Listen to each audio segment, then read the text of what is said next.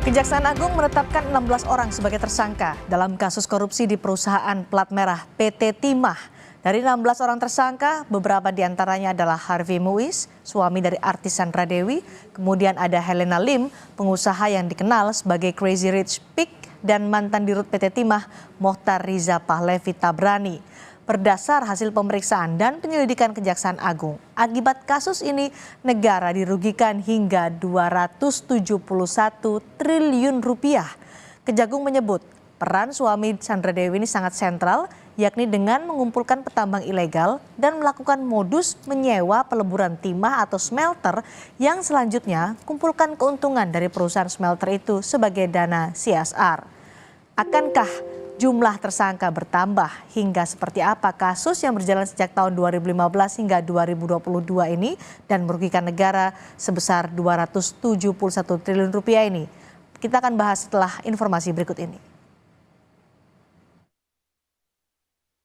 Suami selebritas Sandra Dewi, Harvey Muiz, tersangkut kasus dugaan korupsi tata kelola komoditas timah di wilayah izin usaha pertambangan PT Timah Terbuka tahun 2015-2022. Tak tanggung-tanggung, nilai kerugian negara atas aksinya mencapai 271 triliun rupiah. Harvey kini telah ditetapkan tersangka oleh Kejaksaan Agung. 1 dari 6 orang saksi tersebut setelah dilakukan pemeriksaan secara intensif, tim penyidik memandang telah cukup alat bukti sehingga yang bersangkutan kita tingkatkan statusnya sebagai tersangka, yaitu saudara HM selaku perpanjangan tangan dari PT RBT. Kejagung bilang Harvey Muiz berperan mengakomodasi pertambangan liar PT Timah Terbuka. Dalam hal ini, Direktur Utama PT Timah dan Direktur Keuangan PT Timah terlebih dahulu ditetapkan sebagai tersangka. Sebagai pengusaha, Harvey memiliki sejumlah kekayaan, beberapa diantaranya rumah mewah, kendaraan mewah, hingga jet pribadi yang harganya diperkirakan 2 juta dolar Amerika Serikat atau setara dengan 31 miliar rupiah. Nama lain yang ikut terseret kasus ini adalah Crazy Rich PIK Helena Lim. Helena Lim terlebih dulu ditetapkan jadi tersangka oleh Kejaksaan Agung dalam kasus yang sama. Namun peran Helena Lim berbeda dengan suami Sandra Dewi. Selain sebagai pengusaha, Helena Lim juga dikenal sebagai model, penyanyi, maupun konten kreator. Wanita kelahiran November 1976 ini dikenal sebagai Crazy Rich lantaran memiliki rumah super mewah di kawasan PIK, Jakarta Utara. Sebelum melakukan penahanan, Kejaksaan Agung telah menyita sejumlah barang bukti dari kediaman Helena Lim. Salah satunya adalah uang 10 miliar rupiah dan 2 juta dolar Singapura atau setara 23,4 miliar rupiah. Dengan PT Timah dan sama-sama juga memungut uang dari hasil eksplorasi timah di Bangka Belitung, kemudian sama-sama sebenarnya untuk kepentingan cacar, tapi faktanya sama-sama digunakan untuk kepentingan pribadi dan untuk ALN digunakan untuk usaha usaha manajer atau penukaran uang. Tak hanya kerugian materi, Kejaksaan Agung menyebutkan dalam kasus ini nilai kerusakan lingkungan yaitu kerugian ekologis sebesar 183,7 triliun rupiah. Kerugian ekonomi lingkungan sebesar 74,4 triliun rupiah, dan kerugian biaya pemulihan lingkungan yang mencapai 12,1 triliun rupiah.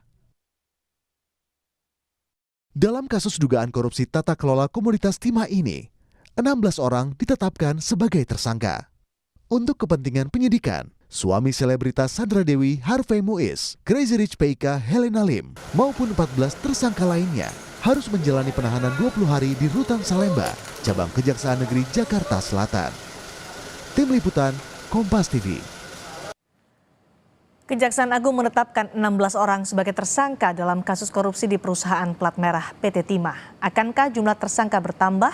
Hingga seperti apa cerita kasus yang berjalan sejak tahun 2015 hingga 2022 dan merugikan negara 271 triliun rupiah ini baru terungkap. Kita bahas bersama narasumber yang sudah bergabung di Sapa Indonesia Malam. Ada Kapus Penkum Kejaksaan Agung Ketut Sumedana dan Koordinator Jaringan Advokasi Tambang Melki Nahar. Selamat malam. Mas Melki, Selamat Pak malam. Ketut. Malam. Selamat malam Mbak, Mas. Gimana Baik. kabar? Terima kasih Baik. sudah bergabung Mas Melki dan juga Pak Ketut. Pak Ketut, ini kan sudah 16 tersangka dalam kasus korupsi di pertambangan timah ini. 16 kemudian kasusnya dari 2015 sampai 2022. Kenapa ini baru terungkap dan sebanyak itu tersangkanya? Gini, teman-teman media masyarakat dan apalagi jaringan masyarakat tambang Indonesia ini harus bersyukur ya dengan adanya pengungkapan perkara-perkara big fish yang dilakukan oleh Pak Jaksa Agung akhir ini. Salah satunya ini bukan main-main dengan kerugian begitu fantastik ya, 271 triliun itu yang dirugikan bukan hanya negara, bukan hanya masyarakat, tapi dampak next generation ini juga menjadi kerugian kalau kita tidak tangani secara serius perkara-perkara seperti ini. Ini kenapa baru terungkap? Bukan karena baru terungkapnya, tetapi keberanian pimpinan seorang Esti Burhanuddin, Jaksa Agung Republik Indonesia, berani mengungkap kasus-kasus kakap, big fish, yang notabene berdampak luas kepada tidak hanya tambang timah, tapi juga emas, tapi juga batu bara, tapi juga nikel, dan kasus-kasus lainnya seperti Jiwasraya, Asabri, dan Garuda, kita sudah sidangkan semuanya dan semuanya terbukti bersalah seperti itu, Pak. Oke, baik, 16 orang terbukti bersalah kalau dari versi Kejaksaan Agung. Mas Melki, gimana Jatam melihat kasus ini yang kemudian diungkap oleh Kejaksaan Agung? Apakah juga bertanya-tanya kenapa baru terungkap? Ya, jadi pertama tentu saja kami mengapresiasi begitu ya langkah teman-teman di Kejaksaan Agung yang tampaknya memang sangat serius dalam membongkar praktik korupsi pertambangan timah di Bangka Belitung begitu ya. Meskipun sebetulnya di Jatam itu kita ada beberapa catatan yang mestinya menjadi perhatian teman-teman di Kejaksaan Agung begitu ya. Satu misalnya terkait dengan aduan kurang lebih sekitar 27 perusahaan pemilik smelter 2019 lalu begitu ya, di mana aparat kepolisian melakukan penertiban karena dianggap melakukan operasi secara ilegal begitu ya. Dan menariknya dalam konteks itu kita tentu saja support teman-teman di kepolisian. Tetapi kemudian masalahnya ketika perusahaan-perusahaan ini justru difasilitasi gitu ya untuk kemudian bisa bermitra dengan atau bekerja sama dengan si PT Timah itu sendiri gitu ya. Kan PT Timah waktu itu kan kurang lebih membuat 5 perusahaan sebagai mitra kan untuk bekerja sama dengan perusahaan-perusahaan ini. Baik. Artinya proses penegakan hukumnya ada kecenderungan bias kepentingan di sini gitu ya. Karena jelas-jelas tadi praktik kerjasama antara beberapa perusahaan ini dengan si PT Timah kan bermasalah. Lantas kemudian tidak ada penegakan hukumnya dari aparat gitu ya. Tetapi di saat yang sama tadi 27 perusahaan smelter kan justru ditertibkan. Artinya ada bias kepentingan di situ. Itu yang pertama. Lalu yang kedua, dan saya kira ini menarik, mereka-mereka yang terlibat ini kan Pak Ketut tidak hanya mendapat keuntungan secara finansial kan. Tetapi yang patut untuk dicatat adalah mereka-mereka ini justru memberikan perlindungan bagi aktor yang seharusnya mestinya diproses hukum gitu. Kan itu problemnya hari ini. Oke, baik. Pak Ketut. Berharap sebetulnya dengan teman-teman di Kejaksaan. Pak Ketut, ini jumlah tersangka 16, apakah masih ada kemungkinan masih bertambah lagi? Sangat memungkinkan. Sangat mungkin. Siapapun yang menyebabkan suatu kerusakan yang begitu masif di Bangka Belitung ya terutama ya, dan siapapun yang menimbulkan suatu kerugian negara ini kan masih berproses terus ya. Ini tiba-tiba kita tetapkan satu kan berproses terus karena tenaga juga kita tidak terlalu banyak ya.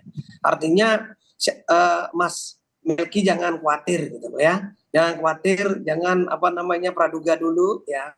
Kita tetap bekerja sebagaimana harapan masyarakat dan harapan teman-teman NGO dan media tentunya. Ini terus akan berkembang terus dan tidak mungkin orang yang paling bertanggung jawab tidak akan terjerat di kasus ini. Karena kerugian yang begitu besar, dampak yang begitu luas, dan Pak Jaksa Agung mengingatkan jangan sampai upaya-upaya penindakan saja yang ditonjolkan, tapi juga upaya-upaya tata kelola ke depannya yang dikembangkan, terus upaya-upaya pencegahan dan termasuk juga rehabilitasi lingkungan. Ini yang paling terpenting sehingga kita dalam menghitung kerugian negara tidak saja kerugian negara ansih, tetapi juga dampak terhadap tindakan korupsi ini. Seperti itu, Mas. Kan ada 2 orang yang kemudian menjadi perhatian publik ditetapkan sebagai tersangka. Yang pertama adalah Harvey Muiz, kemudian ada Helena Lim. Apakah nanti dalam kemungkinan bertambahnya tersangka ini akankah juga melibatkan pesohor, Pak Ketut? Saya kira akan mengarah ke sana semua ya. Bukan saya menakuti, akan mengarah ke sana semua ya. Bahkan kami berpikir tidak saja orang per orang yang akan menjadikan tersangka, tetapi ke depan juga korporasi juga penting untuk dijadikan tersangka dalam rangka tadi aset recovery. Kalau kita hanya orang per orang mungkin tidak bisa kembali dan tidak bisa itu kerugian yang begitu besar gitu loh. Jadi jangan khawatir, ini masih berjalan terus. Pak Ketut tadi menyebutkan ada kemungkinan juga pesohor juga akan menjadi tersangka setelah 16 orang menjadi tersangka. Pesohor-pesohor ini perannya apa dan modusnya bagaimana sampai mereka bisa dijerat? Untuk sementara kita harus mendudukkan perkara ini secara konstruksi yuridis ya. Orang-orang yang memang berada di dalam lingkaran itu. Tapi ke depan mungkin kita kalau menjerat orang-orang yang lain seperti tindak pidana TPPU, pasal 3, 4, dan 5 seperti itu ya. Tidak menutup kemungkinan orang yang menikmati tanpa harus melakukan satu tindak pidana secara langsung terhadap perusahaan lingkungan ini bisa terjerat. Misalnya menerima gratifikasi begitu? Ya bisa termasuk semuanya. Tadi bukannya gratifikasi, kena suap, mendapatkan dampaknya, menikmati hasilnya, itu juga termasuk orang-orang yang kategori ke depan juga patut dipertimbangkan untuk dijadikan tersangka. Baik, Mas Melki, Jatah bisa memperkirakan siapa-siapa saja nanti yang kemungkinan bisa terjerat dalam kasus ini, tetap jadi tersangka? Iya, setuju sekali dengan Pak Ketut tadi. Ada satu yang menarik Mbak sebetulnya yang disampaikan Pak Ketut. Soal bagaimana mendorong kejahatan korporasinya itu yang justru dikejar begitu ya.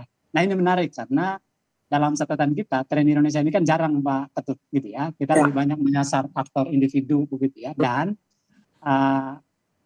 terlihat aneh memang karena dalam konteks tertentu kan kita seringkali menyasar mereka-mereka yang barangkali secara power kurang begitu ya. Jarang sekali menyentuh aktor penting dari pelaku tindak pidana korupsi itu sendiri. Tapi ada catatan penting sebetulnya Pak Ketut. Dan mudah-mudahan ini juga sudah dipelajari oleh teman-teman di Kejaksaan Agung. Ketika dalam konteks yang sama soal kerugian lingkungan yang fantastis nilainya tadi, kita mesti belajar dari kasus Nur Alam ya. Ketika nilai kerugian itu kan itu tidak diakomodir justru oleh hakim begitu ya. Karena itu tidak dianggap sebagai bagian dari apa yang seharusnya ditanggung. Saya ngerti. Jadi saya kira mesti lebih hati-hati di situ gitu ya. Tidak mudah ya untuk bisa mengungkap keterlibatan korporasi dalam kasus ini. Persis. Karena sudah ada 2 kasus sebelumnya kan, termasuk PT Duta Palma Group milik Surya Darmadi itu kan. Apalagi Pak Ketut, dan ini menarik saya kira. Teman-teman Kejagung ini kan sedang berhadapan dengan satu korporasi yang saya kira ini pengaruhnya luar biasa.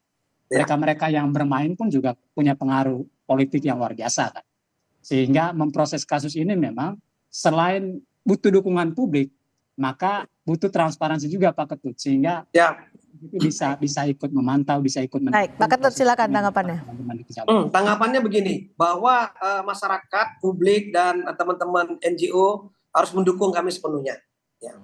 Dan jangan khawatir, kita sudah terbiasa menangani kasus-kasus korporasi seperti Jiwasraya dan Asabri. Itu tersangkanya pernah kita jerat sampai korporasinya dan negara mendapatkan keuntungan, bukan keuntungan dalam tanda kutip ya, dari korporasi yang kita ajukan mereka dikenakan denda 100 miliar semuanya, satu korporasi. Dan kita ajukan 21 korporasi semua terbukti. Kemudian memang betul pernah kita mengajukan unsur perekonomian negara di kasus Surya Dharma ya, itu betul sekali. Tetapi yang lupa kita belum mengajukan korporasinya sebagai tersangka dalam perkara ini. Sehingga belum juga kita mengajukan TPPU-nya. Ini masih panjang. Jadi jaksa sangat banyak berarti Pak, ini akan ditelusuri juga soal pencucian uangnya. Jadi Mbak, Mas Meli, kita punya strategi banyak untuk menjerat seseorang. Jadi jangan usah khawatir. Kalau ini lepas kita tambahkan 1, kalau ini lepas kita tambahan lagi yang lain. Jadi kita punya strategi. Maka dari itu saya minta kepada publik, kepada media dan teman-teman NGO dukung kita, ya support kita, ya tunggu semua agar kita bisa menuntaskan dengan baik. Baik, Pak Ketut, dalam kasus ini apakah akan dilakukan Asset Recovery Act atau menyita aset para tersangka? Itu sudah pasti. ketika seseorang ditetapkan sebagai tersangka, teman-teman penyidik ini sudah melakukan aset tracing, artinya sudah melakukan pendataan, mengkualifikasi mana-mana asetnya berada dalam rangka tadi recovery aset. Tentu kita ke depannya kan juga akan melakukan satu upaya-upaya penggeledahan dan penyitaan dalam rangka tadi recovery aset. Itu udah pasti kita lakukan. Sudah pasti, dan 16 orang tersangka ini juga sudah pasti akan disita asetnya ya? Tentu, bukan hanya 16 orang tersangka, tetapi Nanti mereka yang akan kita sita. terjerat itu? Ya. Baik. Pasti, itu kita lakukan. Baik, Mas Melki, untuk mafia pertama ini juga melibatkan Pemda dan aparat kah? Ya, saya kira iya, karena pertambangan yang ilegal itu kan itu bisa dilihat secara kasat mata gitu kan. Dan itu telah berlangsung lama dan dibiarkan. Kan itu problemnya. Aparat penegak hukum sebelum teman-teman kejaksaan bergerak itu kan kesannya membiarkan. Jangan-jangan memang justru melindungi. Itu kan problemnya. Tapi barangkali yang penting juga Pak Ketut adalah saya kira dengan munculnya kasus PT Timah ini mestinya kan dijadikan sebagai pintu masuk untuk coba meninjau seluruh pertambangan timah yang ada di Bangka Belitung. Karena itu ugal-ugalan pertambangan ilegalnya, Pak. Itu gila-gilaan gitu ya. Sehingga kalau ini berhasil dibongkar sampai ke akar-akarnya, termasuk akar pentingnya, mungkin ini bisa memberi efek cerah begitu ya. Setidaknya untuk konteks yang besar bagaimana menutup celah korupsi yang kemudian berpotensi pada negara kehilangan pendapatan kan. Nah, saya kira justru didorong ke arah sana dalam konteks besarnya begitu. Tapi ini masih panjang ya upayanya, Mas Melki ya. Silakan Pak. Mas Melki, Mbak, saya berkali-kali saya bilang bahwa perkara ini kalau kita sudah melakukan suatu penataan satelit ya, sudah melakukan pemeriksaan satelit terhadap tambang timah yang ada di Bangka Belitung. Ya. Kalau kita lihat dari visualnya itu hampir 2 kali lipat luas Jakarta yang mengalami kerusakan lingkungan. Itu sudah kita lakukan penataan satelit sehingga dari beberapa kali menyatakan potensi kerugiannya 271 triliun. Ini sangat gede banget. Sehingga apa yang disampaikan oleh Melki ini menjadi masukan kita semua. Memang tidak bisa berdiri sendiri, kita menyalahkan PT Timah saja, tetapi juga ada orang-orang tertentu yang harus bertanggung jawab di perkara ini. Maka saya bilang ini perkara masih sedang berjalan. Semua kemungkinan masih bisa terjadi. Semua kemungkinan masih bisa terjadi, masih ada pertambahan jumlah tersangka, bahkan pesohor, dan juga akan ditelusuri juga tindak pidana pencucian uangnya. Terima kasih Kapus Penkum Kejaksaan Agung Pak Ketut Sumedana dan Koordinator Jaringan Advokasi Tambang atau Jatam Mas Melki Nahar sudah bergabung di Sapa Indonesia malam hari ini. Selamat malam.